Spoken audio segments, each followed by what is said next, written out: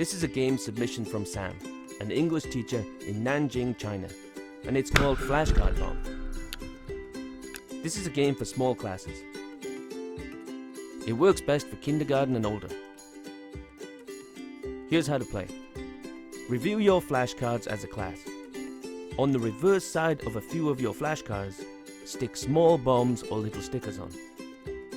Now stick your flashcards on the whiteboard or down on the table.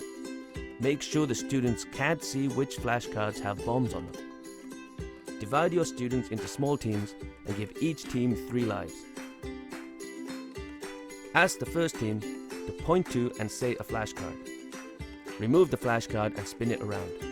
If there's a bomb behind it, then they lose a life.